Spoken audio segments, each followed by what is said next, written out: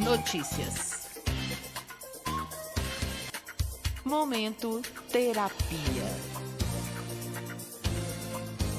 O Noticiando se despede agradecendo sua companhia e participação. Me siga no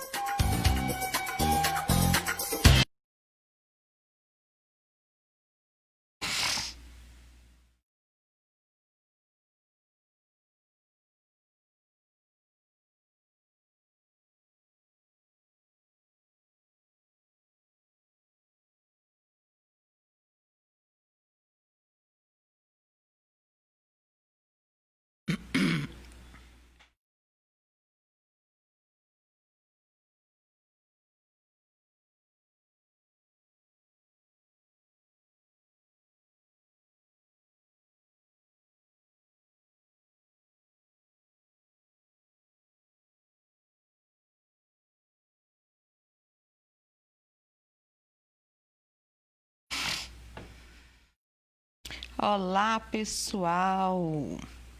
Dentro de alguns minutos, entramos no ar pela Rádio Web Feito em Casa e também estamos testando a câmera de estúdio no www.radiowebfeitoemcasa.com.br. Muito bem. Segura as pontas aí que em 5 minutinhos estaremos no ar com você.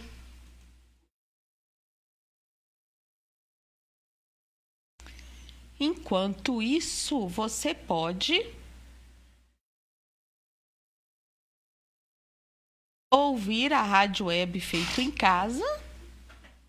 Olá, pessoal. Pode ouvir o Politicast. Tô lá. Estou nele. Corre lá. Dentro de alguns minutinhos, a gente começa o programa. Corre, laço! Politicast está reprisando o programa sobre aborto. Muito bom. Muito bom.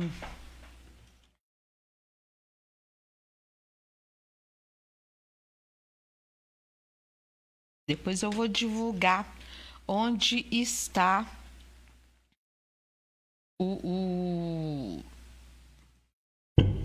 a entrevista completa sobre o aborto.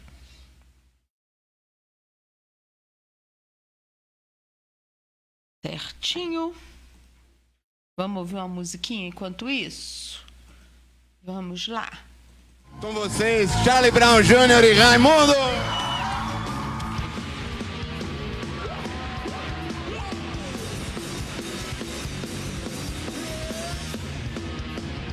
Que mulher ruim, jogou minhas coisas fora. A casa é minha, você não vai embora.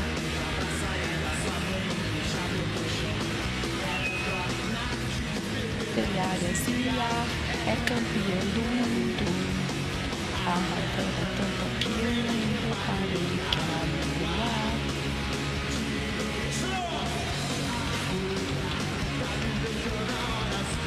disse que se você não quer mais não. O que eu faço agora? Daqui a pouco a gente começa. Só mais alguns minutinhos. Enquanto isso, a gente segue aí. Vocês podem também ir lá no site www.radiowebfeitoemcasa.com.br para ouvir o Politicast nesses minutinhos. Tá quase acabando. Daqui a pouco a gente tá lá.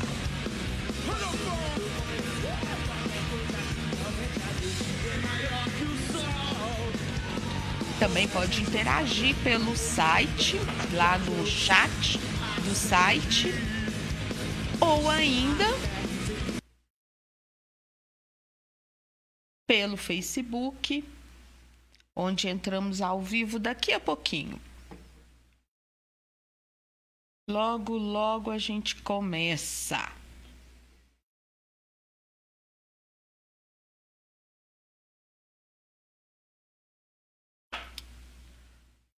Tudo bem concisa aí, né?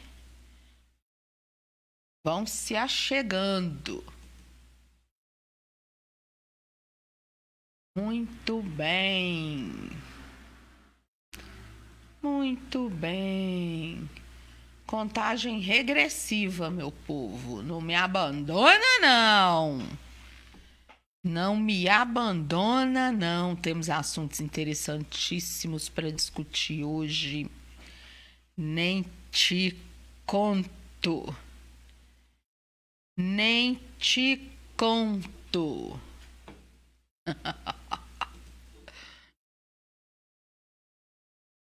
Logo, logo estaremos no ar. Segundinhos. Muito bem.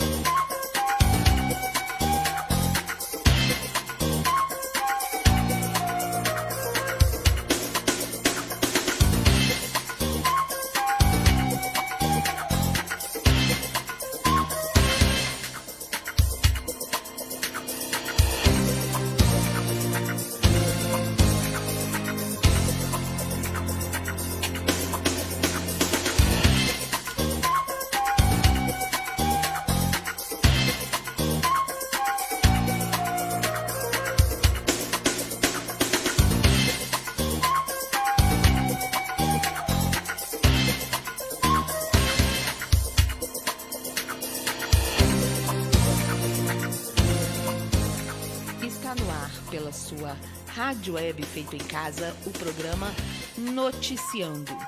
Eu sou Adriana Fernandes e estaremos juntos a partir de agora discutindo assuntos do cotidiano com um olhar ácido, realista e bastante objetivo sobre temas diversos. Quer participar? Tem algo a nos dizer? Envie sua mensagem de texto, somente mensagem de texto, para o Noticiando pelo WhatsApp 31 99947 8290. 31 99947 8290. Ou no chat da rádio www.radiowebfeitoemcasa.com.br.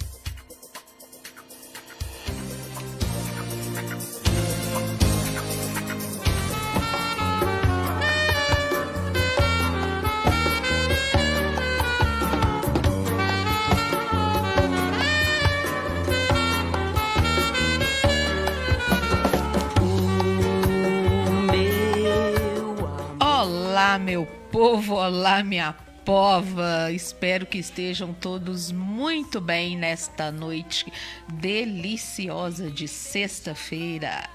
Hoje é dia 25 de setembro, dia do hipnoterapeuta e do hipnólogo. Um grande beijo, um grande abraço para todos que atuam nessa área. São exatamente 20h02.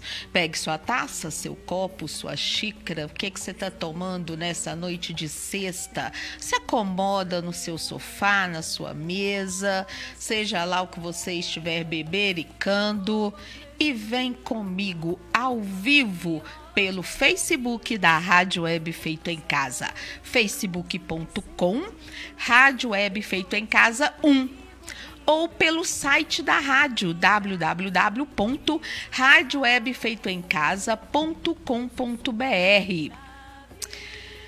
Hoje nós estamos, inclusive, testando a câmera de estúdio. Se você estiver me ouvindo pela rádio, aí na página inicial, logo abaixo dos banners, você vai ter a câmera de vídeo. É só dar play e aí me conta se a minha imagem está ok. Muito bem, com essas musiquinhas deliciosas ao fundo, hoje nós vamos falar sobre o que, Dri? Nós vamos falar sobre empreendedorismo. Afinal de contas, dá para chegar no Sebrae, fazer um cursinho de empreendedorismo e aplicar tudo? Nós vamos discutir isso hoje. Nós vamos falar também sobre o aprendizado no mundo animal. Gente, vocês não têm noção do que os golfinhos estão... O que eles estão aprontando nesse reino animal. Vocês sabem que golfinho é um bicho inteligentíssimo, né? Então, vou contar umas coisinhas para vocês.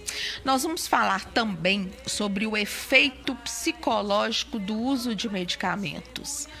Uma matéria interessantíssima e que abre o olho da gente para muita coisa.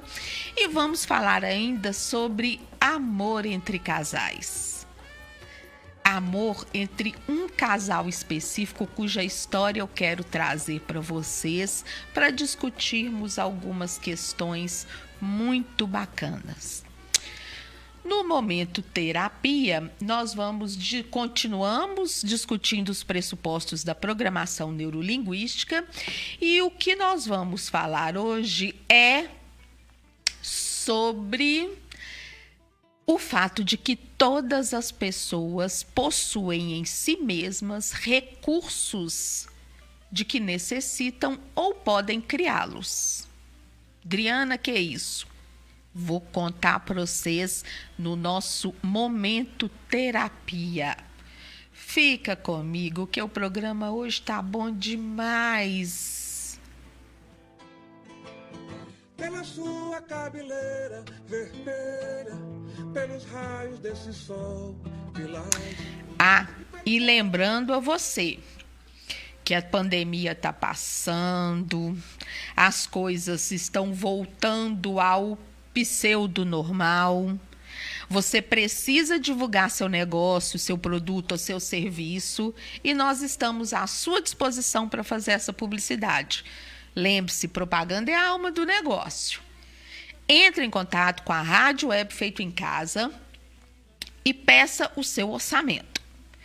Faça contato pelo 31 99816 9833, 31 99816 9833 ou pelo e-mail da rádio, radiowebfeitoemcasa@gmail.com, radiowebfeitoemcasa@gmail.com. Aproveita que a gente está com promoção nos precinhos aí de publicidade, a gente faça o spot, conta com a gente, ok? E você também pode ajudar a manter a rádio no ar, mesmo se você não tiver nada para divulgar, produto ou serviço, colabora com a nossa vaquinha, pelo amor de Deus. Nós estamos precisando de qualquer 5 conto. Colabore do jeito que você puder.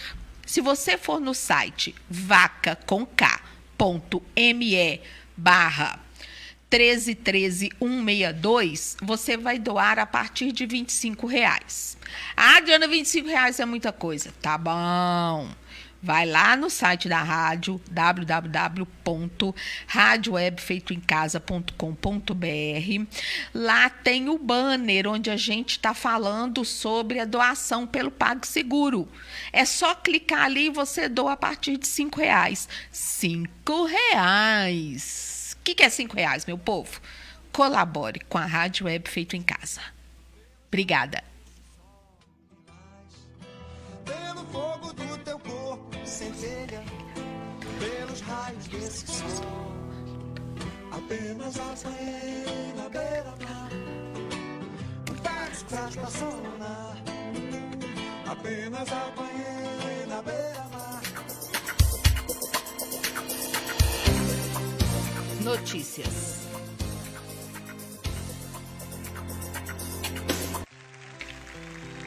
Pois é, as notícias de hoje estão tão interessantes, mas tão interessantes. Vou colocar aqui para quem está me acompanhando pela live no Facebook. Eu vou colocar já para você ler comigo. Parar de ficar olhando para minha cara feia. Mentira, minha cara é linda. Mas eu sei que vocês gostam, já me disseram que vocês gostam de ler comigo. Então vamos lá. A primeira notícia diz que mecânica brasileira é finalista em prêmio internacional da ONU. Quem está assistindo aí pelo Facebook está vendo que moça bonita, que gatona que está aí na notícia. A notícia é do site UOL e ela é de julho. Muito bem. Há 12 anos, uma decepção acabou dando a Águida Oliver uma ideia para investir. Depois de levar o carro para revisão em uma oficina mecânica em Ceilândia, Distrito Federal, onde mora, percebeu que muitas peças foram trocadas desnecessariamente, incluindo o filtro do ar-condicionado, já que ela sequer tinha um. Gente, imagina que raiva! E aí ela conta, né? Meus amigos disseram que isso era comum e que mulher não deveria levar carro à oficina, que era função de homem. É o que ela diz. Diante do misto de impotência e revolta, e ao ver que outras mulheres compartilhavam desses sentimentos, decidiu ela mesma mudar este cenário. E o que a Águida fez? Ela pegou o manual do carro e começou a ler. Gente, peraí que eu vou espirrar, perdão. Ai, programa ao vivo é desse jeito, né? A Águida, então, pegou o manual do carro e começou a ler.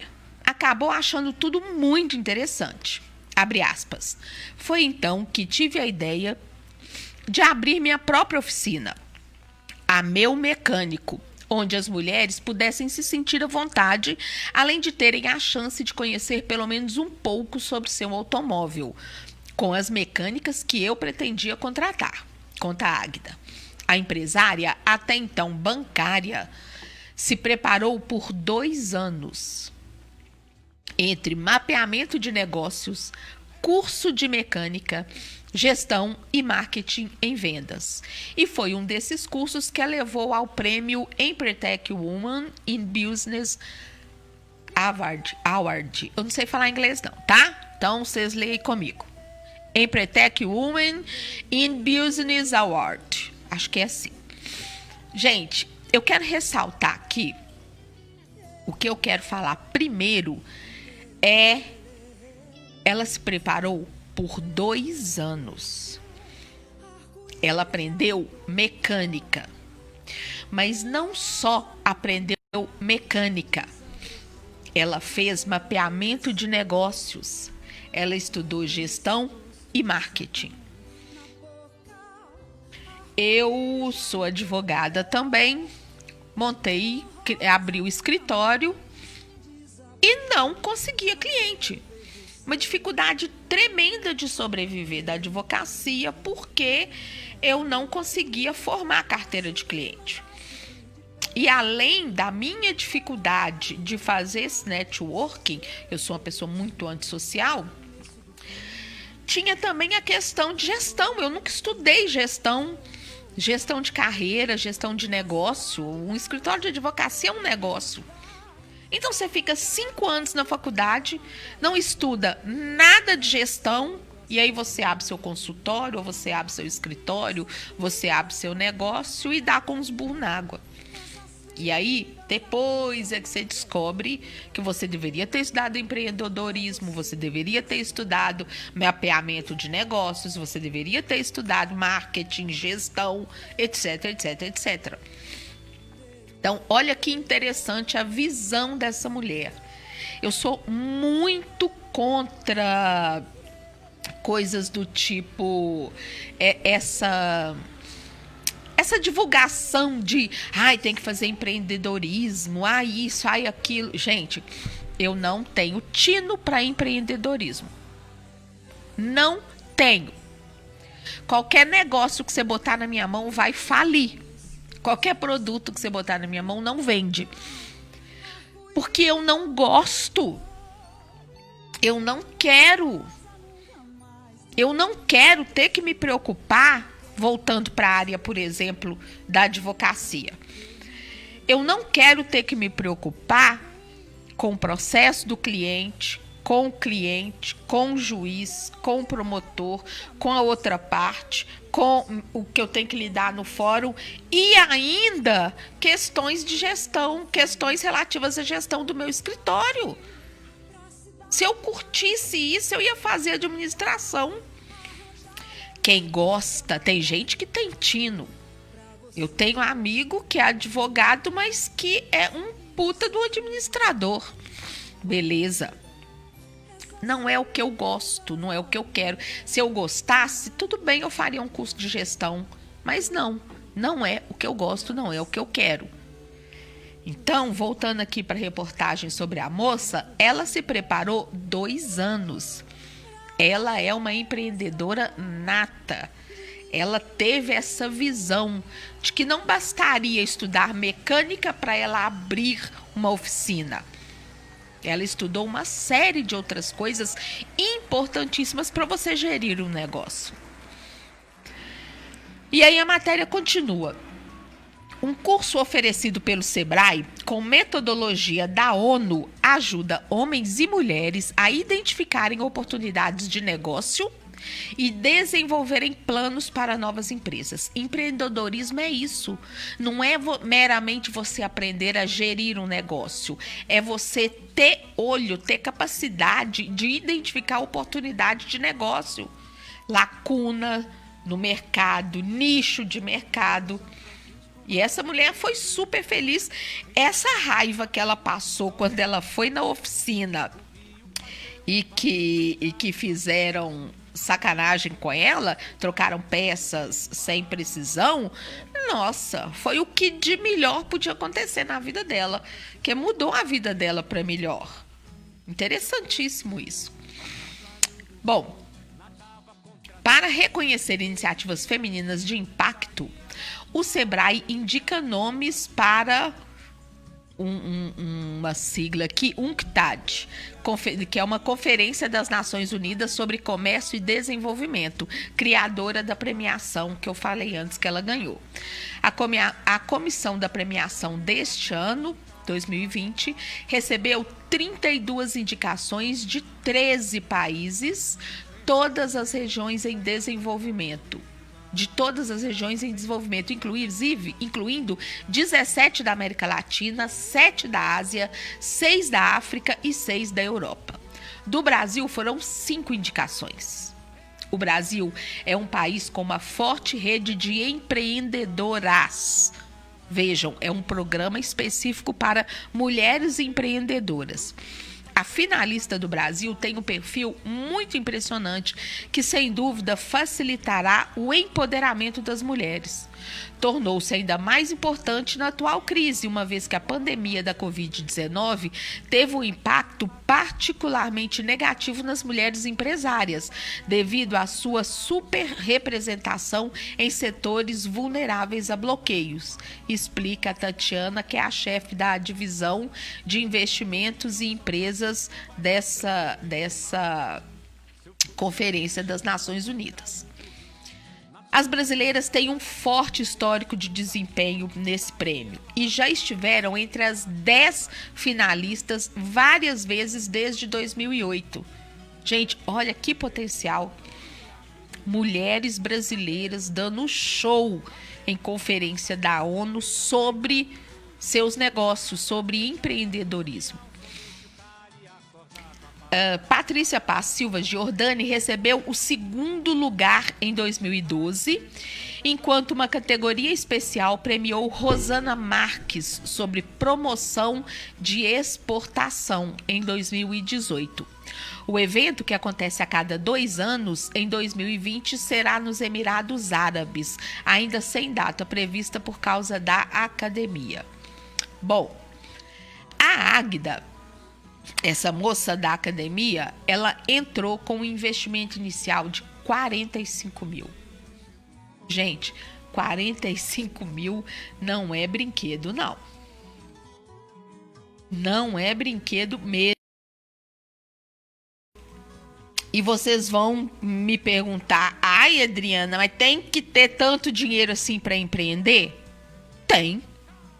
Todo negócio demanda dinheiro. Alguns mais, outros menos.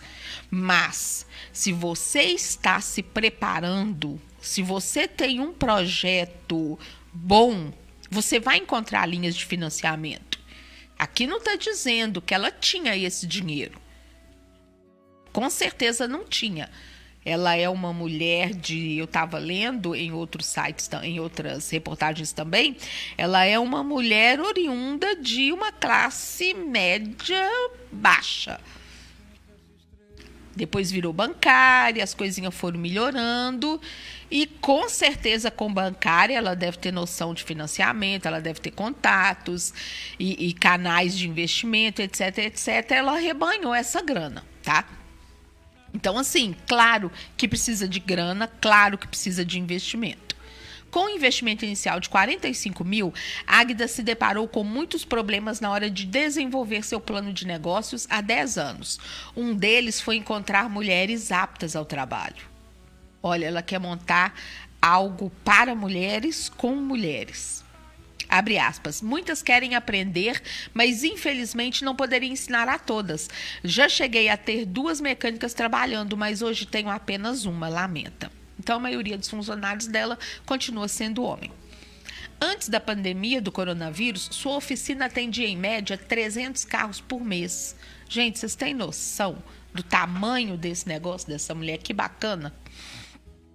E 70% do público era feminino. Atualmente, esse número caiu para 200 automóveis. Então, com a pandemia, de 300 caiu para 200.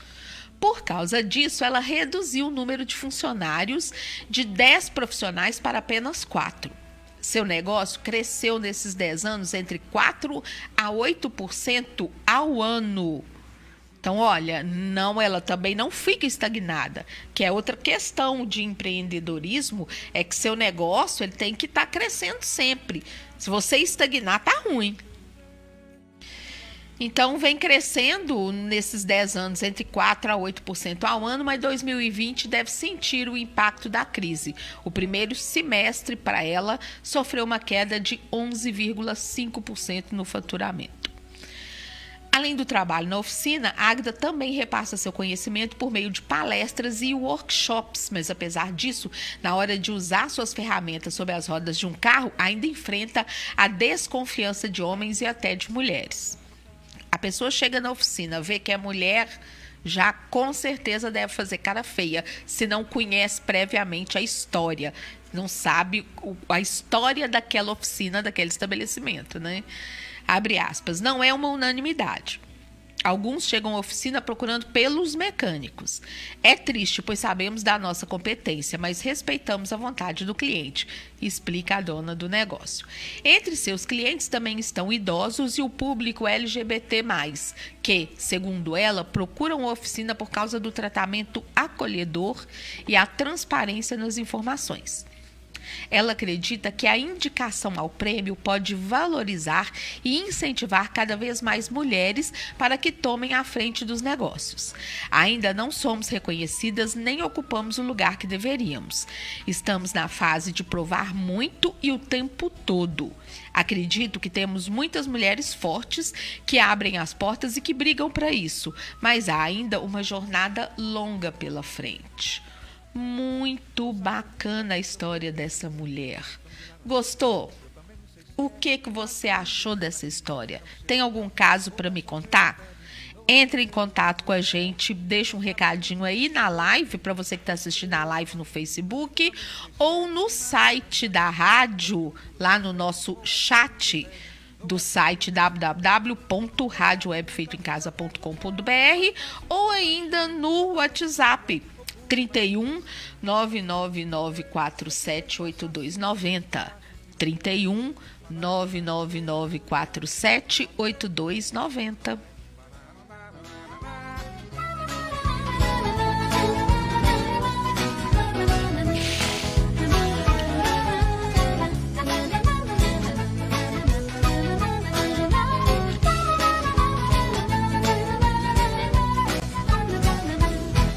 moça bonita, seu corpo cheira ao botão de laranjeira.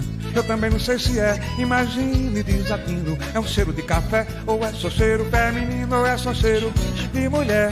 Moça bonita, seu olho brilha, qual estrela matutina. Eu também não sei se é, imagina minha sina. É o brilho puro da fé, ou é só brilho feminino, ou é só brilho de mulher. Moça bonita, seu beijo come.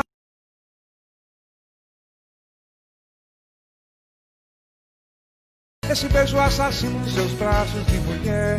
Moça bonita. Muito bem. A segunda notícia é sobre golfinhos. Olha que interessante. É uma notícia do minasfazciência.com. Golfinhos podem aprender a usar conchas como ferramentas. Eles aprendem com outros colegas golfinhos, o que é raro no reino animal. É uma matéria agora do último agosto.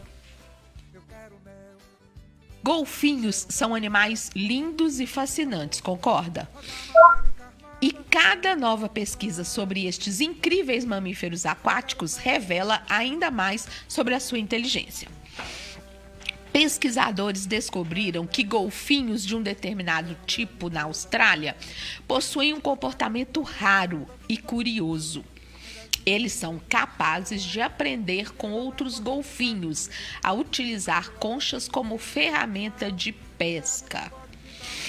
Muito bem. Esse é um comportamento que até agora os cientistas encontraram apenas nos humanos e em outros hominídeos. Esse comportamento que eles falam é a capacidade da gente aprender com outro animal, com outro igual e não só com a mãe. Não só a mãe passando o aprendizado para o filhote, mas toda aquela comunidade ali da mesma espécie ensinando algo uns para os outros. Este é também o primeiro exemplo conhecido de golfinhos a transmitirem conhecimento dentro da mesma geração e não entre gerações, ou seja, das mães para os filhotes. Isso é importante, dizem os autores, porque esta aprendizagem social entre pares é rara na natureza. Em uma prática conhecida como concha, os golfinhos perseguem peixes que se escondem no fundo do mar. Ao perceberem onde esses peixes se esconderam, os golfinhos trazem as conchas para a superfície e as sacodem com o bico, até a água sair e os peixes caírem do esconderijo. Gente, o bichinho é inteligente, né? Muito bacana. O fato da prática concha ser socialmente transmitida entre pares de golfinhos em vez de mãe para filho estabelece um marco importante e revela semelhanças com determinados primatas, que também dependem da aprendizagem vertical e horizontal nos comportamentos de forrageio. Forrageio a busca por recursos alimentares. Segundo o pesquisador, embora os golfinhos e os hominídeos tenham histórias e habitats evolutivos muito diferentes, ambos são mamíferos de vida longa e têm cérebros grandes, com capacidades tremendas para a inovação e a cultura. E é nesse ponto que eu quero olhar no seu olho. Eu esqueci, perdão. Não tinha colocado a notícia para vocês. Mas vamos lá, olhando aqui no olho da Dridri, quem está aí no site acompanhando pela câmera de estúdio do site ou então aqui na live no Facebook. Olha aqui nos meus olhos agora. Somos mamíferos que temos cérebros grandes com capacidade tremenda para inovação e cultura. Então por que você é tão burro, velho? Falando sério, você é incapaz de estimular a inteligência nos seus filhos. Você tem noção? Golfinho, cara. Golfinho tá aprendendo coisa incrível. E vocês acham o máximo porque uma criança de 1 ano já sabe usar celular. Se isso para vocês é o máximo da inteligência, sinceramente, nós temos muito o que conversar. E principalmente se você é da linha gospel. Porque a linha gospel só lê um tipo de literatura, só vê um tipo de filme, só acompanha um tipo de música. Isso coloca você numa bolha, isso te emburrece, no sentido de te tornar burro. A inteligência da gente, ela vem com a necessidade. Então, no caso dos golfinhos, né? A necessidade faz com que eles aprendam técnicas para buscar comida e um vai ensinando essa técnica para o outro. Mas também pela diversidade. Quanto mais diversificada a sua leitura, maior sua capacidade interpretativa, maior seu conteúdo, mais segurança você tem para várias coisas nessa vida, para uma redação, para uma prova, mas também no convívio social, falar um pouquinho sobre diversos assuntos. Vocês acham que isso não faz diferença numa entrevista de emprego? Aí você pensa, nossa, tanta gente com curso superior e ninguém consegue um emprego, poucos conseguem um emprego decente. Por que será, né? Porque você só lê a Bíblia, né, meu amor? Ou então só lê gibi? Tem que diversificar. Nós temos um cérebro para ser explorado. Use sem moderação. Use sem moderação. Continuando a matéria. Bom, os estudos começaram com os golfinhos, começaram em 2007, identificando mais de 1.000 golfinhos individuais ao longo de 11 anos. Durante esse período, os cientistas observaram 42 vezes a técnica concha entre 19 golfinhos. Devido ao longo período de duração do estudo, os cientistas têm conhecimentos aprofundados sobre as histórias, as idades, os sexos e os comportamentos das famílias de golfinhos, facilitando assim o estudo dos 19 golfinhos que praticam a técnica concha. Bom, muito bem, notícia do mundo animal. Comenta aí o que você achou. Deixe seu recado aí no Facebook, no chat do site ou então pelo WhatsApp, ok? Ela vem como um carnaval.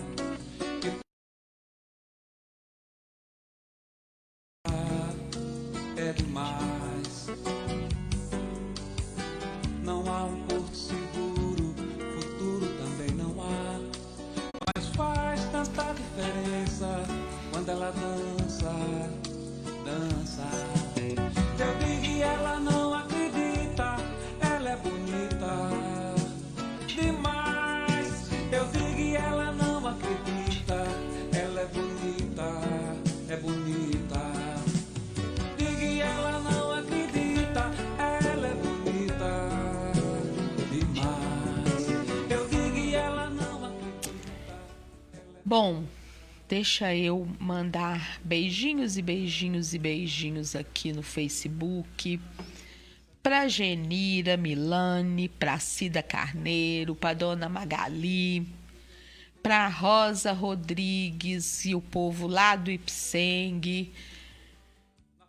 Quem mais? Para o Lauro. Muita gente que nós temos aqui, muito obrigada. O Wallace Souza lá no nosso chat. Boa noite, Wallace. Obrigada aí a todos vocês por estarem conosco. Cida Carneiro, muito obrigada. Bom, eu venho então trazer para vocês a terceira notícia. E essa notícia, ela é séria. Não que as outras não sejam, mas séria no sentido de nos exigir maior atenção.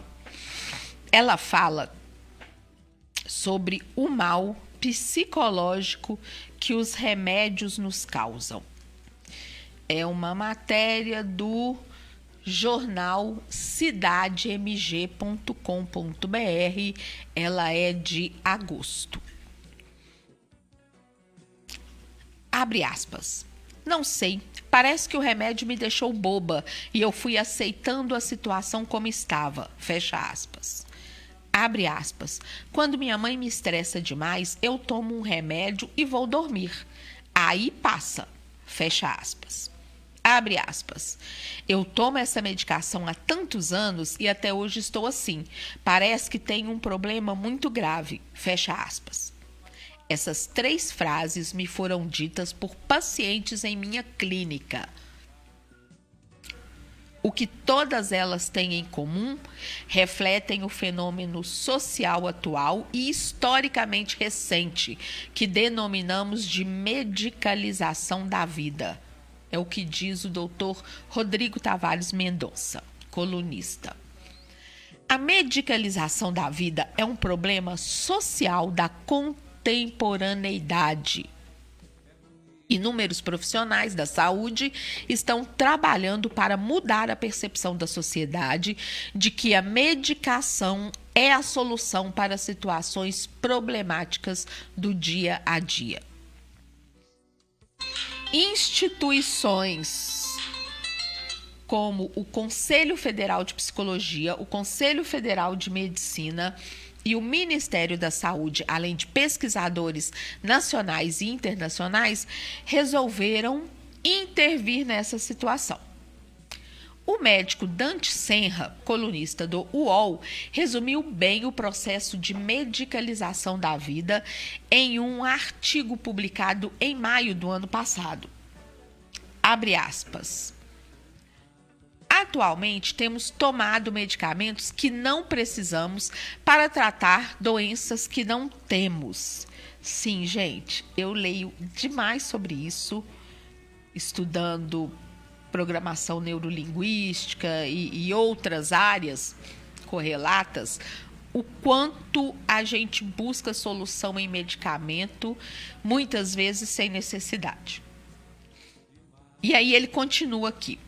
Assim, toma-se Viagra para melhorar a potência em indivíduos não impotentes, anabolizantes e suplementos em busca do corpo imaginário, vitaminas sem exames, psicotrópicos para lidar com os problemas habituais da vida. Interrompe-se ciclos menstruais sem indicação médica, e isto sem contar os antidepressivos sem diagnóstico, muitas vezes para supostamente ajudar a lidar com luto, como se isso fosse possível. Se você chorar na frente de um médico, tem grande chance de sair da consulta com uma dessas receitas. Gente, eu conheço todos esses casos. Viagra sem o cara estar impotente, sem o cara ter feito um exame, sem ter procurado o médico para ver o que está acontecendo. E muitas vezes ele é broxa por causa de bebida e ele prefere tomar um Viagra do que parar de beber.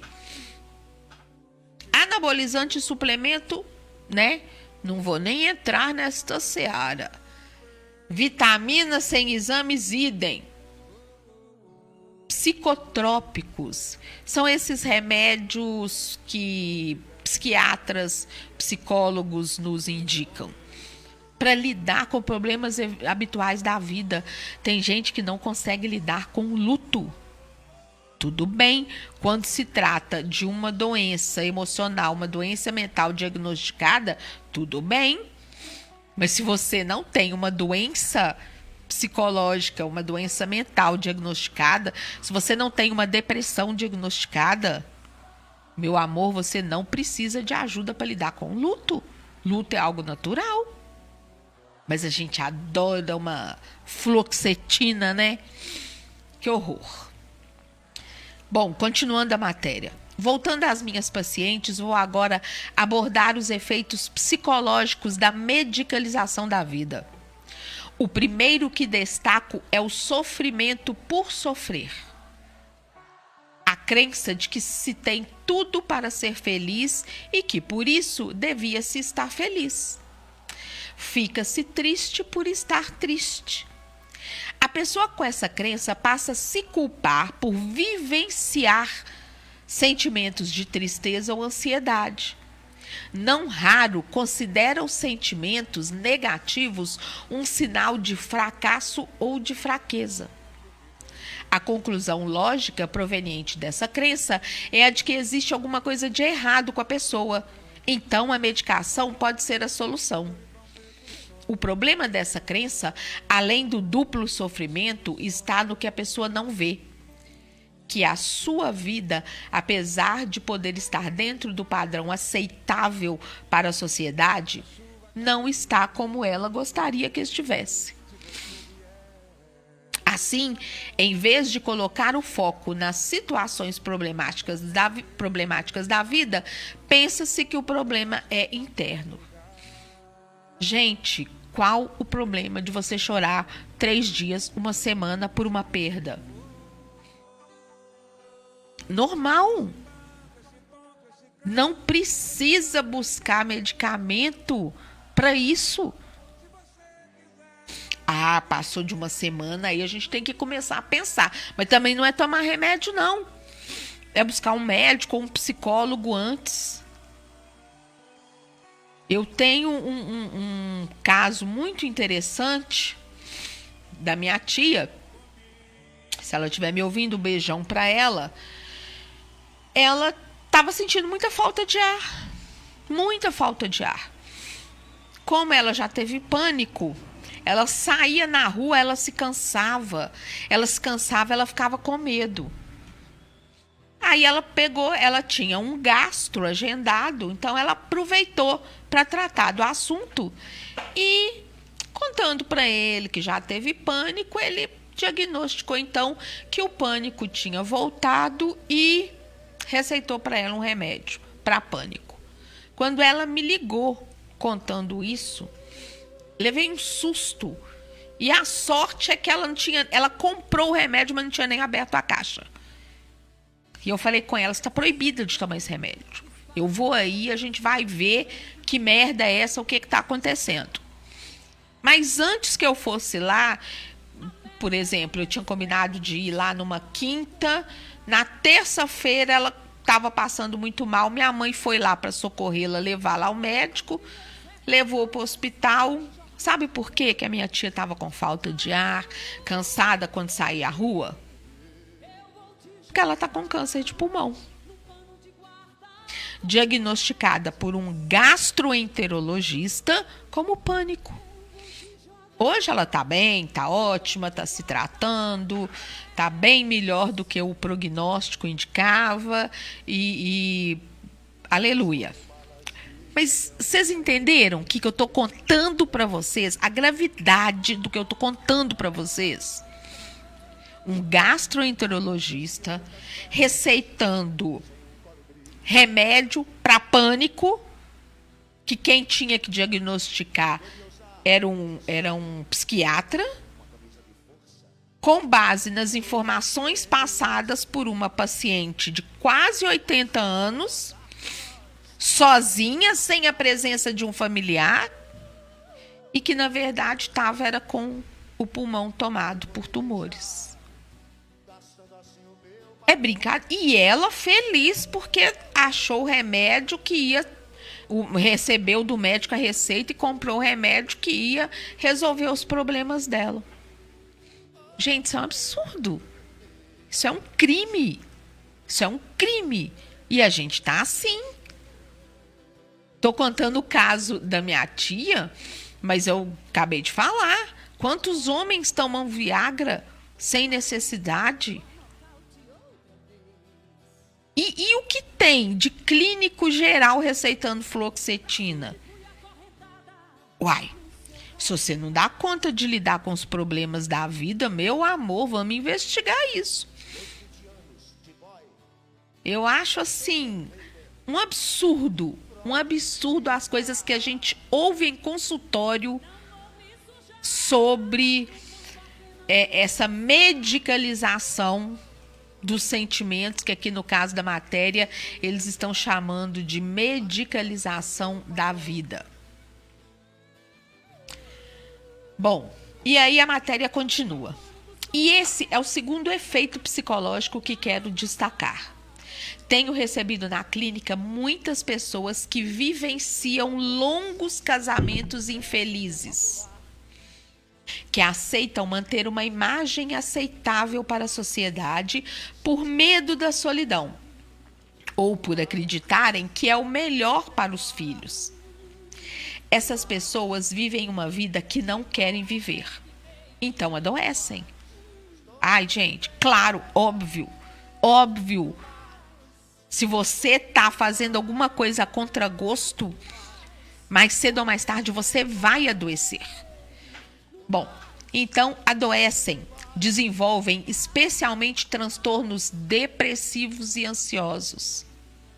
Porém, em vez de resolverem a situação problemática, escolhem o caminho mais fácil. Um remédio que as fazem acreditar que o problema está em seu interior. O problema é você que não sabe lidar com os problemas da vida e taca-lhe antidepressivo e taca-lhe ansiolítico. Porém, em vez de resolver a situação problemática, escolhem o caminho mais fácil, um remédio que as fazem acreditar que o problema está em seu interior, que uma medicação pode fazer com que suporte uma vida que não quer viver.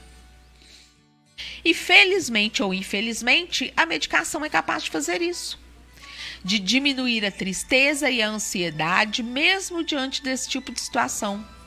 Assim, a pessoa vai suportando uma situação insuportável, aumentando cada vez mais a dosagem. Vocês prestaram atenção? A gente é medicado para algo que a gente não tem, aquilo melhora e a gente vai precisando. Como a gente não ficou livre daquilo que verdadeiramente nos faz mal, uma hora a coisa piora e a gente vai precisando cada vez de uma dosagem maior. Até que chega em um ponto de crise em que a medicação já não é o suficiente. Geralmente é nesse ponto em que a psicoterapia aparece como a última solução. Não, meu amor, não é como a última solução. Eles ainda vão na hipnose. A hipnose e a PNL é uma psicoterapia. Mas aqui eu acredito que ele está falando especificamente sobre psicólogo, né? Porque aí essas pessoas vão para o psicólogo, vão para o psicanalista, não resolvem o problema e aí vem atrás da hipnose achando que é uma solução mágica. E não é. A vivência de um casamento infeliz foi escolhida aqui como exemplo para inúmeras outras situações problemáticas que as pessoas vivenciam de forma constante, às vezes mesmo sem perceberem que vivem uma vida que não querem. É você que cuida de um familiar doente e não pede ajuda, não chama no curão quem pode, quem deve te ajudar. São tantas situações que nos adoecem e que a gente busca remédio quando devia solucionar essas situações. Bom, a falta de um trabalho com valorização e sentido, a falta de um trabalho, ele está falando trabalho, de trabalhar, de emprego, de ocupação, de atividade laboral, a falta de um trabalho com valorização e sentido, a falta de amizades sólidas, a falta de realizar sonhos, as crenças de desesperança que incapacitam a pessoa no presente e as impedem, inclusive, de tentar. Enfim, são inúmeras as situações insuportáveis que temporariamente se tornam suportáveis por causa da medicação. Gente, isso é um absurdo, né? É um absurdo. Faz uma reflexão na sua vida. Se você realmente precisa desse remédio que você está tomando. Eu conheço mulheres casadas, frustradas frustradas sexualmente. Elas não têm coragem de trair o marido para ser feliz na cama de outro, para voltarem para o casamento mentalmente, emocionalmente saudáveis. Bom, ela não tem coragem de chifrar. O que ela faz? Vai pro psiquiatra chorar as mágoas e dá-lhe antidepressivo. Não é um caso só que eu conheço assim, não. O grande problema nesses casos, continua a matéria, é que a medicação retira da pessoa a motivação para mudar. Pois, além de acreditar que o problema é somente interno, faz ela suportar uma situação insuportável. A crise é um forte fator motivacional para nós, além de nos mostrarem que alguma coisa não está adequada em nossa vida. Gente, é muito triste. É muito triste. E se você fizer essa avaliação, olhar para si mesmo ou olhar ao seu redor, você vai ver que tem muita gente nessa condição. E a quantidade de estudante universitário que toma Ritalina sem precisar? Ritalina é aquele remédio para quem tem TDAH, que é aquele transtorno de hiperatividade. A gente não. Eles são receitados para crianças e adolescentes hiperativos, e a galera, para poder, com a desculpa de que precisa estar alerta para estudar, se entope de Ritalina. E é um remédio que você só consegue com receita. É um remédio controlado. E médico dá. Então, quer dizer, tá todo mundo pecando. Todo mundo pecando. Quando a pessoa me fala que toma fluoxetina, eu não falo nada, mas eu já penso, placebo. Se você tem depressão, meu amor, se fluoxetina faz efeito no você, sabe o que você tem? Você tem a chiliquinho. Você toma fluoxetina? Conta aí. Me fala. Deixa seu comentário aí na nossa live no Facebook, no chat do site da rádio ou no zap 31 99947 8290.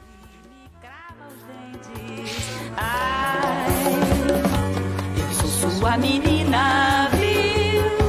Ele é o meu rapaz. Meu corpo é testemunha do bem que ele me faz. Meu amor tem um jeito manso que é só seu. Dona Magali tá aqui no Facebook contando o seguinte sobre aquela nossa primeira matéria de empreendedorismo. Sou feirante e vejo que muitos colegas deviam fazer um curso de atendimento ao público. Atendem muito mal, só se preocupam com as vendas e não têm paciência. É o que a gente mais vê por aí. E não é só em feira, não.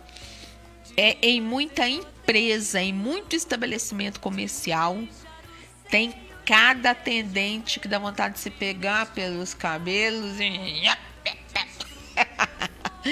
Aproveitando aqui para deixar um beijo pro Davidson. Beijo, Vera Lúcia Oliveira também por estar aqui conosco. Muito obrigada. Testemunha do bem que ele me faz.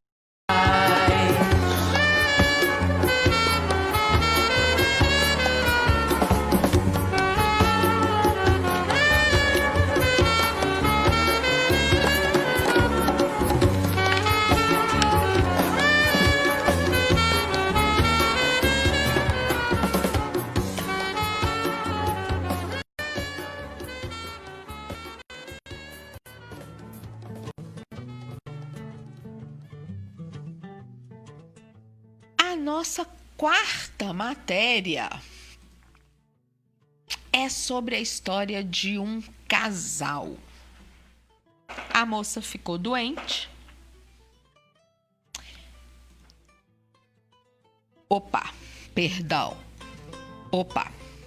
Vamos lá. A moça ficou doente. E o marido é um casal jovem, um casal bem jovem. E o marido, então, se dedica a cuidar dela. É uma notícia do UOL, no canal Viva Bem, coluna Saúde, e é uma notícia agora do último 20 de setembro. Marido cuida de esposa que ficou em estado vegetativo. Abre aspas. Eu preciso dela. Fecha aspas.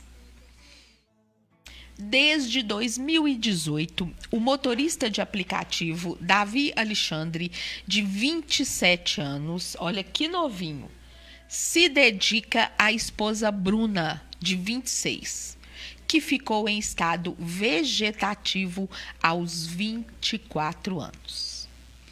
Após sofrer 2 paradas cardiorrespiratórias, Bruna ficou com graves sequelas devido à falta de oxigenação. Não anda, não fala e precisa de cuidados 24 horas por dia. A seguir, Davi conta a história do casal. Eu e a Bruna nos conhecemos desde criança. Aos 14 anos, nos comprometemos um com o outro, mas só começamos a namorar oficialmente aos 18 e nos casamos com 21. Decidimos assumir o relacionamento só quando tivéssemos mais estrutura emocional e financeira. Somos testemunhas de Jeová e seguimos uma série de princípios. Éramos um casal jovem. Aliás, antes, como ele está falando aqui que eles são testemunhas de Jeová, eu conheço casais assim, que o marido cuida da esposa doente. São poucos, são em número infinitamente melhor que o inverso, da mulher cuidando do marido doente. Mas sim, aqui do meu prédio mesmo tem um senhor idoso que cuida da esposa com Alzheimer e conheço alguns outros casos aqui fora do prédio. E não são testemunhas de Jeová. Então, assim, claro que no caso desse rapaz, a história deles é contaminada pela fé que eles professam, pela filosofia de vida que essa fé representa, mas fora desse âmbito religioso, há casos parecidos. E ele continua, então. Éramos um casal jovem, cheios de planos e sonhos, entre eles o de ter um filho em 2020. Nossa rotina era como a de qualquer casal. Durante o dia nós trabalhávamos. Eu era assistente administrativa em uma empresa e a Bruna era auxiliar de professora. Ela fazia a inclusão de crianças com síndrome de Down em sala de aula. À noite, nós ficávamos juntos. Íamos para a igreja e aos finais de semana passeávamos e visitávamos a família. Bruna passou mal enquanto assistíamos a um filme. Em uma dessas visitas à família, no dia 28 de janeiro de 2018, eu e minha esposa fomos almoçar com a mãe dela na casa dela, com a minha mãe na casa dela. À tarde, deitamos no sofá para assistir a um filme, quando a Bruna começou a passar mal e teve uma convulsão seguida de uma parada cardiorrespiratória. Gente, uma moça nova, 26 anos na época. Não, 24, né? É o que conta aqui em cima, 24 anos na época. Ela estava bem de saúde, não tinha se queixado de dor nem nada do tipo. Foi algo fulminante. Saí correndo pela rua pedindo que algum vizinho me emprestasse um carro para levá-la à UPA. Ao chegar lá, os médicos demoraram cerca de 25 minutos para conseguir reanimá-la e entubá-la. Ela ficou entre a vida e a morte. Gente, tem um negócio que chama testamento vital, em que você informa os seus desejos, o que você gostaria que fizessem com você, caso você chegue numa situação de morte ou de quase morte. Por exemplo, o meu desejo é que eu não seja reanimada. Morri, tá morrido, pelo amor de Deus. Não me reanima para eu voltar sequelada, igual essa mulher tá na cama, em estado vegetativo, e assim vai ficar até morrer. Não me reanima para depois ficar trocando minha fralda, me dando comida na boca. Morri, tá morrida. Faça o seu testamento vital. Você pode fazer em cartório. Se você não quiser fazer em cartório, fazer algo tão formal, fale com a sua família. Se eu tiver uma doença que eu não possa, que não tenha cura, aí eu tenho uma parada cardiorrespiratória, eles vão lá e me ressuscitam. Pra quê? Para eu morrer depois da tal da doença que está me consumindo, como um tumor, por exemplo? Então, eu já falei aqui no programa, pensar no futuro, inclusive em relação à morte, não é antecipar. Muito pelo contrário, é ter a capacidade de planejar o que você quer, é para o seu bem. Lá em casa a gente conversa sobre isso, às vezes brincando, às vezes sério, e eu não quero que me entube, eu não quero que me reanime. Se eu morrer, morri. É claro, gente, que acabei de morrer, você me ressuscitou, 2 minutinhos ali, voltei, tudo bem. Mas 25 minutos reanimando uma pessoa, sabendo que a falta de oxigenação no cérebro causa sequelas terríveis. Pô, sacanagem. Muita sacanagem. Continuando a matéria. Bruna foi transferida para um hospital e teve mais uma parada cardiorrespiratória. A mulher queria morrer e o povo tá que ressuscita a mulher. Eita ferro! Após uma série de exames e avaliações durante dias, os médicos disseram que, devido à falta de oxigênio, minha esposa tinha ficado com várias sequelas. Entre elas, uma lesão encefálica e alienação mental, além do quadro de arritmia cardíaca. Em resumo, eles me falaram que ela ficaria em estado vegetativo permanente e que se ela conseguisse abrir os olhos já seria lucro. Para isso que reavivar essa mulher é mole. Bom, ao total, a Bruna ficou internada 1 ano e 6 meses, sendo 1 mês e 22 dias na UTI. O primeiro mês foi o mais difícil para mim, diz o esposo. Não conseguia lidar com a situação e fiquei muito mal. Segundo o diagnóstico da psiquiatra, eu entrei em uma depressão profunda. Gente, natural, normal. A vida tinha perdido sentido para mim. Só enxergava dificuldades, incerteza e sofrimento para o futuro. Chorava e tinha crises de ansiedade. O apoio dos amigos e familiares foi fundamental para eu melhorar. Nós tínhamos um grupo de 200 voluntários que se revezavam comigo no hospital. Gente, olha que bacana. Com certeza isso aqui vem do grupo religioso que ele frequenta, porque ninguém tem 200 amigas assim, não. Você imagina. E é punk. Você acompanhar uma pessoa no hospital é punk. É duro, te desgasta física e emocionalmente. Bom, eles levavam a comida, ajudavam as enfermeiras, davam apoio emocional e financeiro. Ao ver toda essa mobilização, percebi que eu não estava sozinho e que precisava ficar bem para cuidar da minha esposa. Olha o quanto você estender a mão a alguém, dá a essa pessoa força para enfrentar um problema tão grave. A gente tem que ser mais solidário nesse sentido. Não custa nada passar uma noite no hospital com alguém. O saco é passar todas as noites.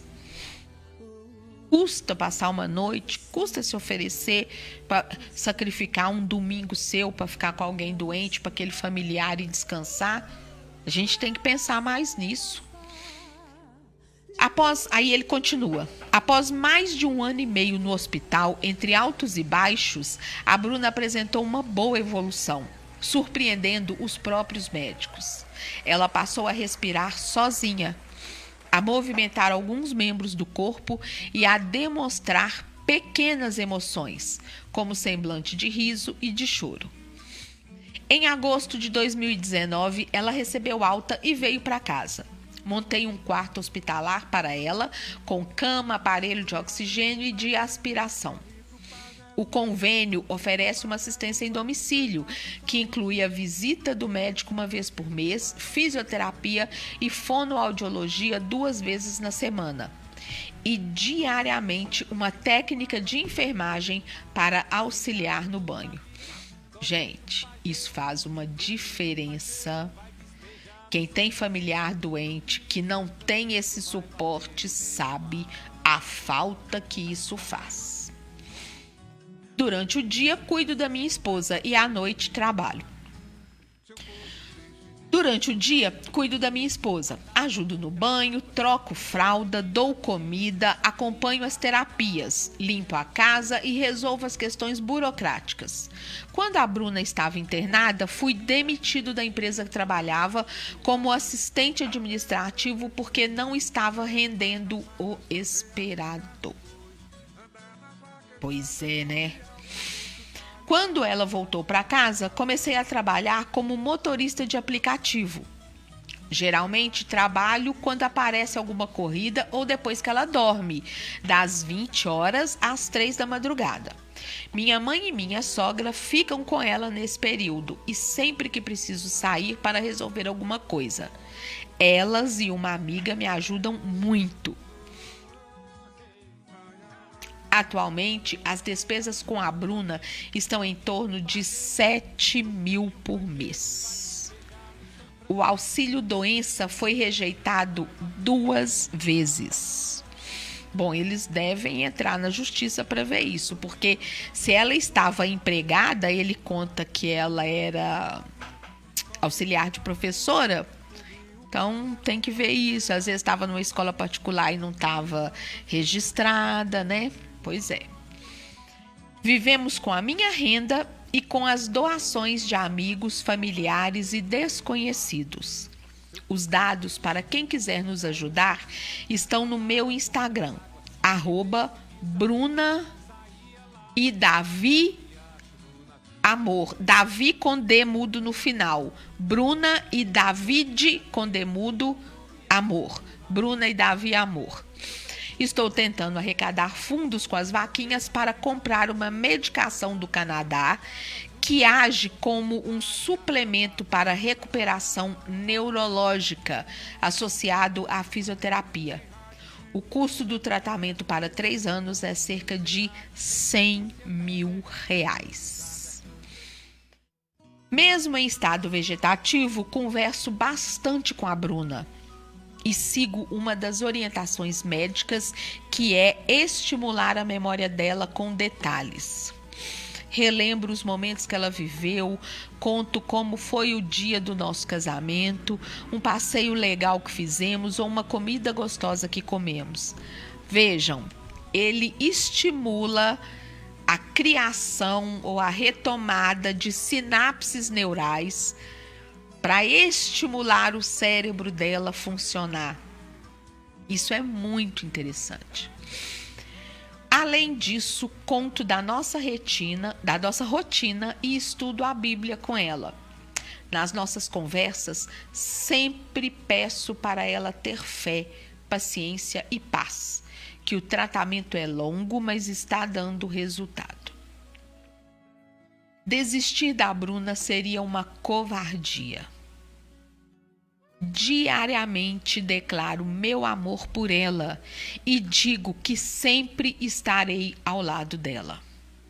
Tem dias em que fico triste e desanimado, mas nunca pensei em desistir. Seria uma covardia.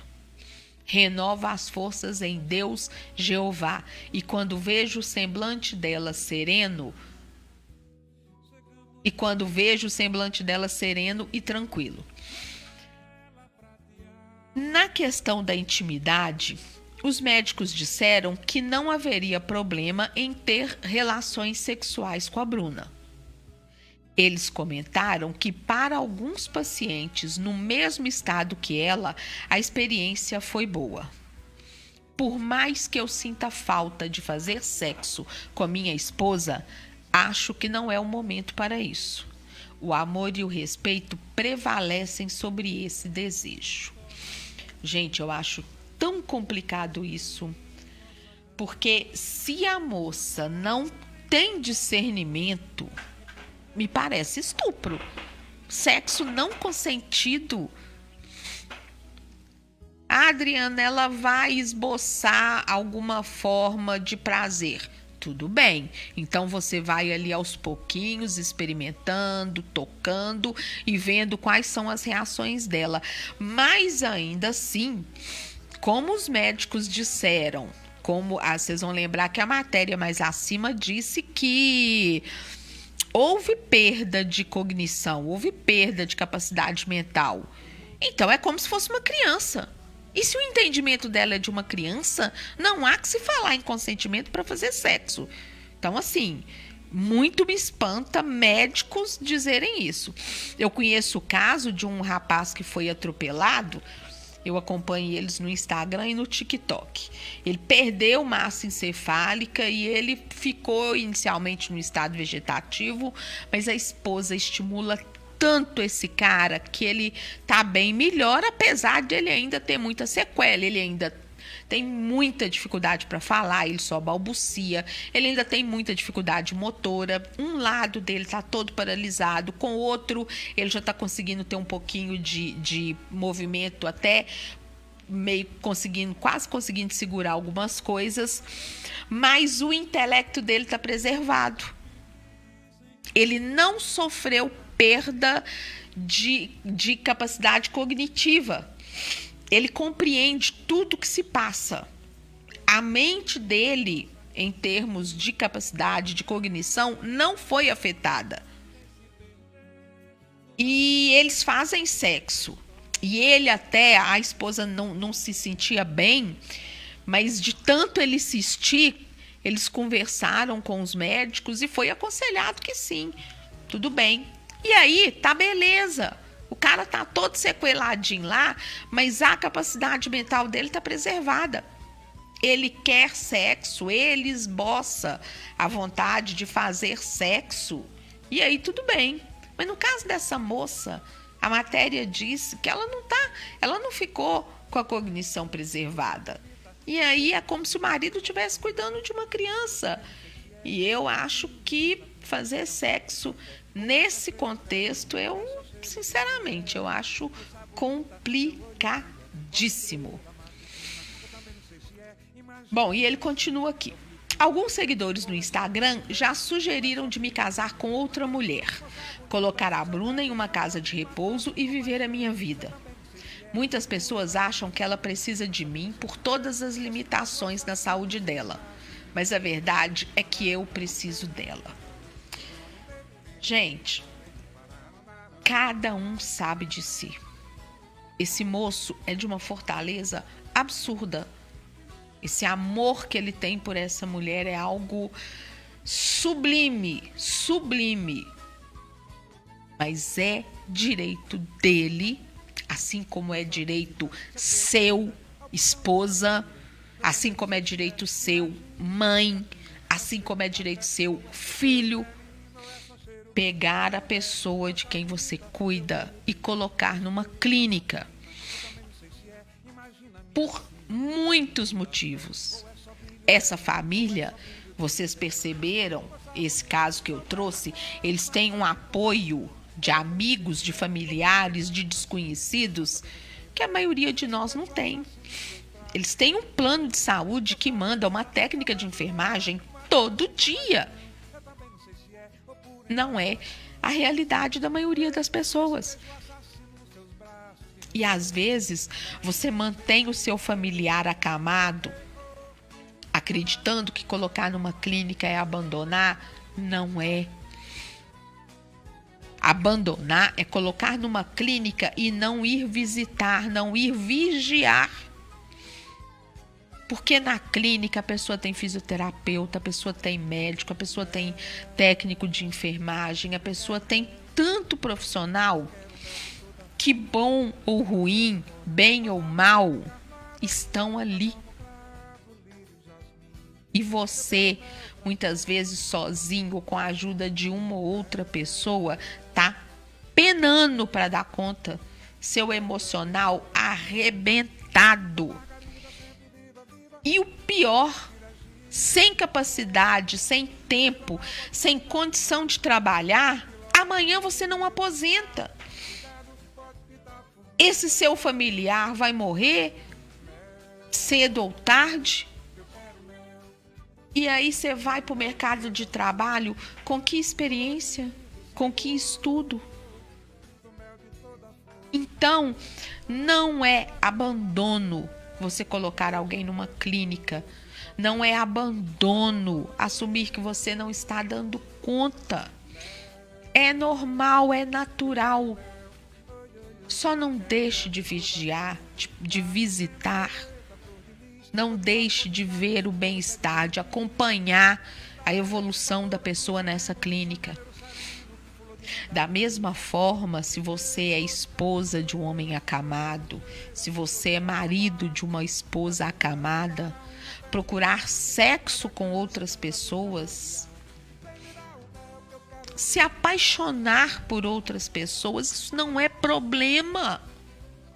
O problema é quando isso significa virar as costas para alguém que está dependendo de você. Ah, eu tenho direito de retomar minha vida. Tem e não tem.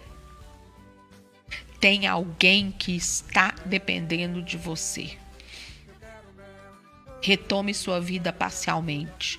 Apaixone-se, mas deixe claro o seu compromisso moral com alguém que precisa dos seus cuidados. Seja financeiro, seja cuidado efetivo, como esse rapaz faz. Arruma uma namorada, arruma um namorado, tem problema não. Foda-se porque vão dizer a seu respeito. A sua saúde mental é mais importante. Arrume a válvula de escape que for necessária. Seja o amor de outro alguém, seja sexo com outro alguém, seja uma partida de futebol que você quer jogar pelo menos uma vez na semana, seja o que for. Você precisa fazer isso e não tenha drama de consciência, porque você, bem emocionalmente, você cuida melhor da pessoa que depende de você. Você tem mais força para cuidar melhor dessa pessoa. Então, viva a sua vida o quanto for possível viver bem, com válvulas de escape, sem virar as costas para quem precisa de você. Esteja essa pessoa sendo cuidada na sua casa ou numa clínica. Vá visitar, vá acompanhar. E tenha suas válvulas de escape. Isso não é crime. Muito pelo contrário, isso é muito necessário. Continua o rapaz aqui da matéria. Não acredito que tudo o que estamos passando seja um propósito de Deus ou destino. Infelizmente, acho que aconteceu por causa da imperfeição humana. O cérebro é misterioso e complexo. Já vi a Bruna superar a medicina. Vocês lembram que ele conta lá no início da matéria que os médicos disseram que se ela abrisse o olho já estava pegando boi. Você vê que ela já, de alguma forma, interage com ele. Já vi a Bruna superar a medicina e creio que, com o tratamento, vamos reverter o quadro dela. Quando ela se recuperar, vamos retomar os nossos sonhos, ter filhos e constituir a nossa família. Gente, Que teteia, que história linda. Que seja motivo para muitas reflexões da parte de todos nós, quanto às válvulas de escape que eu falei, quanto a assumir que não está dando conta, quanto a fazer o que for preciso para manter a sua saúde emocional, sem que necessariamente isso signifique que você precisa abandonar essa pessoa. Pode rir ou chorar. Tem amor, pode rir ou chorar. Tem amor, pode rir ou chorar. Pois quem tem amor pode rir ou chorar. Pois quem tem amor pode rir ou chorar. Tem amor, pode rir ou chorar. Tem amor, pode rir ou chorar. Hoje eu quero que vocês ouçam com muito carinho a música O Princípio do Prazer, com Geraldo Azevedo.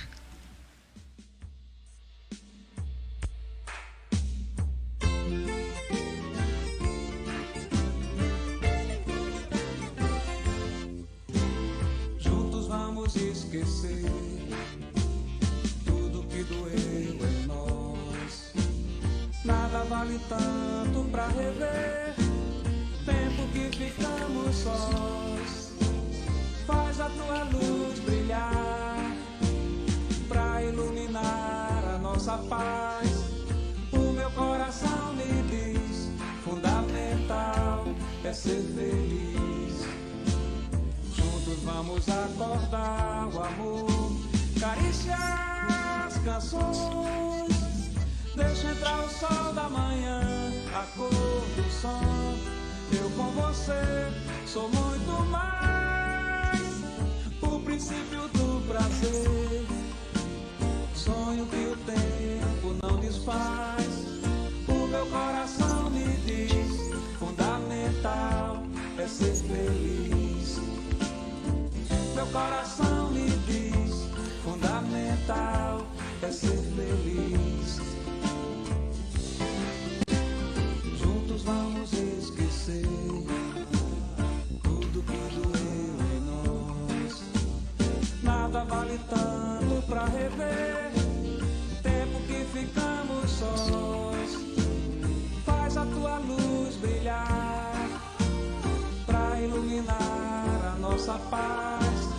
O meu coração me diz: fundamental é ser feliz. Juntos vamos acordar o amor, cariciar as canções. Deixa entrar o sol da manhã, a cor do som. Eu com você sou muito mais. O princípio do prazer, sonho que o tempo não desfaz. O meu coração me diz: fundamental é ser feliz. Juntos vamos esquecer tudo que doeu em nós. Nada vale tanto pra rever tempo que ficamos sós. Faz a tua luz brilhar pra iluminar a nossa paz. O meu coração me diz: fundamental é ser feliz. Juntos vamos acordar o amor, cariciar as canções.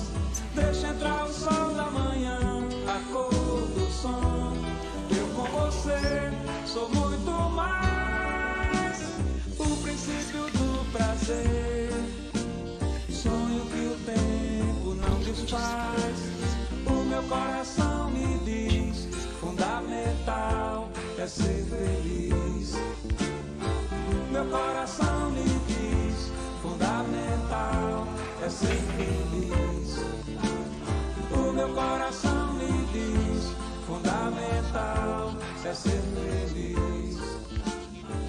Meu coração me diz: fundamental é ser feliz.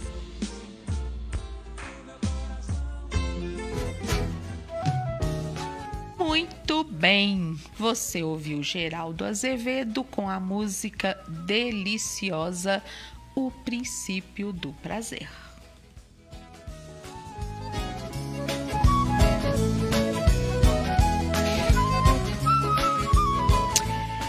Bom, eu quero mandar um beijo para Maria Tereza, que está aqui no Facebook. A Vera Lúcia, lá de Contagem, beijo pro pessoal do Tijuca, tá falando que conhece muita gente que toma fluoxetina e que a maioria utiliza para depressão. Sim, mas e a maioria que toma, se não todos, eu arriscaria dizer que 99% dos que tomam fluoxetina não é receitado por psiquiatra. A pessoa não consegue psiquiatra no serviço público de saúde, aí vai se consultar com o clínico geral, com a endocrinologista, e eles passam a receita de fluoxetina. Dureza. Selma Velar, um beijo para você, gatinha. Tá falando aqui que estão sendo muito boas as colocações e ótimas informações. Isso é cultura. Dri também é cultura, meu amor. Gente, mas eu procuro assim ler coisa muito diversificada de tudo quanto é área do conhecimento, porque é um gosto mesmo, uma necessidade minha, mas também porque isso nos faz muito bem. Ver a vida por diversos ângulos, isso nos enriquece de todas as formas. Beijo para Adma, beijo para o Roberto. Eu tô recebendo algumas mensagens em áudio. Galera, não dá para ouvir, tá? Desculpa aí, mandem como mensagens de texto.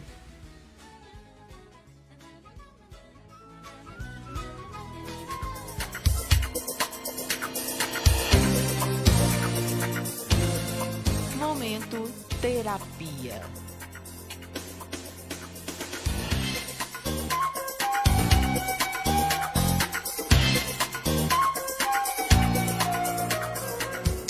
Muito bem.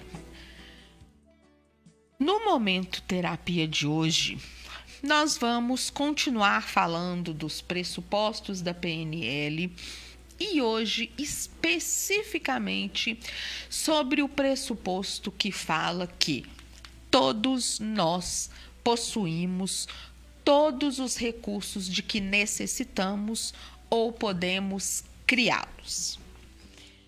Eu vou fazer uma pequena introdução com um caso que eu acho incrível. É um caso que abre uma série da Netflix que chama Health, não sei, gente. H-E-A-L, Real, não sei. O Poder da Mente. Real, H-E-A-L, desculpem a porcaria do inglês que eu não tenho. Real, O Poder da Mente. Ele conta o caso de um triatleta chamado Joe Dispenza. Ele morava na Califórnia, ele fazia triatletismo. Triatletismo é natação, corrida, bicicleta, né? E durante um treino, ele foi atropelado lá na Califórnia. Um carro pegou ele a 90 km/h. E dentre os ferimentos que ele teve, o pior foi o esmagamento de 6 vértebras da coluna. E ele não voltaria mais a andar. E para ter um mínimo de equilíbrio, para ele poder usar a cadeira de rodas, ele precisava colocar uma haste na coluna. Bom, o cara é maluco. Ele não aceitou esse diagnóstico, ele não aceitou essa cirurgia e foi para casa E por que que ele não aceitou? Segundo ele tinha muito em mente de que a inteligência que cria o corpo cura o corpo. Alguns vão chamar essa inteligência de Deus. Eu vou chamar de inconsciente, vou chamar de mim mesma, e cada um dê o nome que quiser. A inteligência que cria o corpo cura o corpo. A primeira coisa que esse homem começou a fazer foi evitar qualquer pensamento de querer desistir, de querer morrer. Então, se em algum momento ele ficava triste e se aquilo significasse que ele não ia dar conta, imediatamente ele afastava esse pensamento. E eu aqui já vou até aproveitar para te ensinar um exercício de PNL. Já, vocês vão lá no meu... Aliás, vocês têm que se inscrever no meu canal do YouTube, gente. Vocês têm que me dar ibope, gente. Meu YouTube lá, Adriana Fernandes. Eu tenho lá um exercício para você silenciar pensamentos, mas às vezes, ou se você não quiser usar esse exercício, ou se o pensamento está sendo muito, muito, muito recorrente, quando você pensar alguma coisa que você não quer pensar, pense numa bola vermelha. O pensamento vai embora. Pensamento veio de novo, imediatamente pensa numa bola vermelha. O pensamento vai embora. Por exemplo, perdi minha gatinha esses dias. Chorei, sofri, morri, a bichinha já tinha 17 anos, tadinha.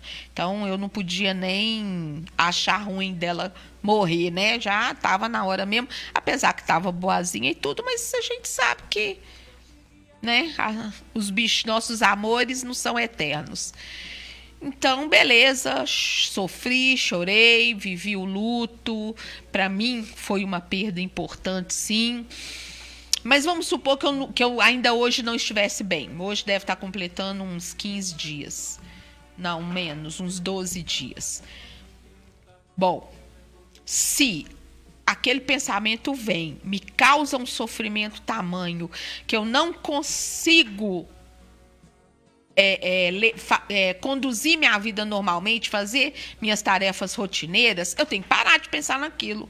Ai, mas eu não consigo parar de pensar naquilo. Bom, tô aqui, vem a lembrança da Mel, bola vermelha, imagina uma bola vermelha que o pensamento bate ali e vai. É assim mesmo, é ridículo desse tanto, é bobo desse tanto. Faça esse exercício. Se vier à sua cabeça algo que você não queira pensar, pensa numa bola vermelha, ou então pensa no brigadeiro, ou então, não pensa no brigadeiro não, que você vai querer comer. Pensa numa flor, na flor que você mais gosta, e isso, gente, é exercício, isso não é mágica, isso é prática. Veio pensamento ruim, pensa numa florzinha de margarida. O pensamento vai vir 20 vezes no dia. 20 vezes você vai afastá-lo pensando na florzinha de margarida. Olha como é branquinha. Olha o miolinho dela como é amarelinho. Pensa nas pétalas dela. Quantas pétalas será que ela tem? 6, 8, 10? E aquelas margaridas grandes? E aquelas margaridinhas pequenininhas? Tem alguém que diz que na verdade é crisântemo. É assim. É assim que você afasta o pensamento, não é algo mágico, é com treino, é com prática, tá? Bom, então esse moço começou a fazer isso. Vinha o pensamento de tristeza, ele afastava. Vinha o pensamento de que ele não ia dar conta, ele afastava. Seguindo a isso, o que ele pensou? Tô à toa, tô por conta. Vou começar a criar pensamentos que vão reconstruir. Eu vou reconstruir mentalmente as minhas vértebras. Não tem nada para fazer, não tem nada para pensar, não tem nada para ocupar minha mente. Tá lá deitado na cama. Aí ele começou a imaginar a sua recuperação devagarinho, sem pressa. Com certeza, ele tinha noção de anatomia, ele era um triatleta, né? Então também não é um Zé Mané. Mas se ele não tivesse, ele podia pedir que alguém lesse, ele podia pedir que alguém mostrasse vídeos para ele se preparar, para ele poder fazer isso. E ele começou como, muito provavelmente, conhecedor de anatomia, ele sabia muito melhor que eu, por exemplo, o que é uma vértebra. Ele começou a reconstruir mentalmente. Durante 3 horas por dia, ele começou a reconstruir mentalmente cada vértebra. É claro que no período de 3 horas, alguma coisa o distraía. Ele voltava à estaca zero e começava tudo de novo, a reconstruir aquela vértebra. No final de 6 semanas, ele começou a notar a diferença, ele começou a perceber os movimentos. Com 10 semanas, esse homem estava de pé. E bastaram mais 2 semanas, ou seja, 12 semanas ao todo. Praticamente 3 meses, esse homem voltou aos treinos. Não é mentira, não é exagero. Tá lá na Netflix, você pode ir lá olhar. 12 semanas para que ele, claro, né, gente? Teve um trabalho de fisioterapia, né? Mas eu digo o seguinte, as vértebras e nas vértebras não houve intervenção médica mais, por recusa dele, ele reconstruiu mentalmente. Aí é claro que houve um trabalho de fisioterapia, porque uma pessoa 3 meses numa cama, você fica fraca, etc, etc. Mas vejam, quando eu vi esse caso nesse documentário, eu lembrei de um outro caso. Ai, gente, como é que chama esse povo que escala montanha na neve, esses malucão aí? Alpinista, isso. Muito obrigado para quem lembrou, menino, chegou. Você lembrou aí, mas o trem chegou aqui com uma flecha. Pá, alpinista. Um alpinista foi pego de surpresa por uma avalanche. E a avalanche, ele estava dormindo na barraquinha deles, lá que praticamente só cabe um, né? Quando uma avalanche pegou ele lá e cobriu, a neve cobriu a barraquinha dele. E ele sabia que poderiam demorar a encontrá-lo. O tempo foi passando e ele percebeu que ele lembrou que a demora implicaria em hipotermia. Começa arroxeando os dedos das mãos. Não sei se vocês sabem, seu corpo baixa muita temperatura, começa a ficar roxo. Os dedos das mãos, os dedos dos pés. Aí o roxo, que é a falta de oxigenação, que é o apodrecimento, vem para as mãos, vem para os pés. E aí, meu amor, tem que amputar. Se você não morrer, né? Se der tempo de te salvar. E aí, quando ele começou a perceber que as pontas dos dedos das mãos estavam ficando roxas, ele lembrou de um peixe, não sei qual, que hiberna durante não sei quanto tempo. Ele começou a imaginar a si mesmo hibernando. E o que é a hibernação? O urso, a cobra, tem cupim que hiberna. Você reduz consideravelmente o seu metabolismo para que você fique ali durante meses, ou durante horas, ou durante dias, gastando o mínimo de energia possível para o seu corpo sobreviver àquela intempérie. Então, no caso do urso polar, por que ele hiberna? Porque vem o inverno rigoroso, ele já comeu ali tudo que ele tinha que comer, agora ele tem que guardar energia até chegar lá a primavera para ele voltar a caçar. Por que a cobra hiberna? Porque o que ela come é tanto que a sucuri, que ela precisa ficar ali hibernando, gastando o mínimo de energia possível para a energia estar ao máximo ali no estômago dela para digerir aquela treinada toda. Bom, ele começou então a imaginar a si mesmo hibernando, imaginando que o sangue dele circulava por todo o corpo dele igualmente, que o sangue circulava pelos dedos dos pés, pelos dedos das mãos. Com isso, ele conseguiu reverter esse quadro e foi salvo.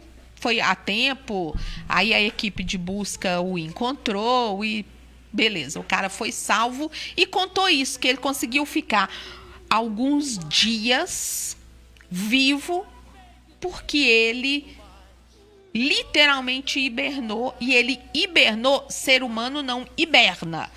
Ele hibernou usando a capacidade mental dele de controlar o fluxo sanguíneo e o gasto de energia do seu organismo.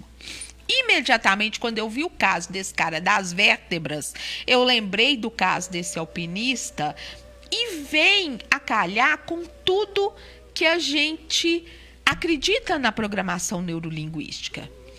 Que todos os recursos que a gente precisa estão em nós mesmos.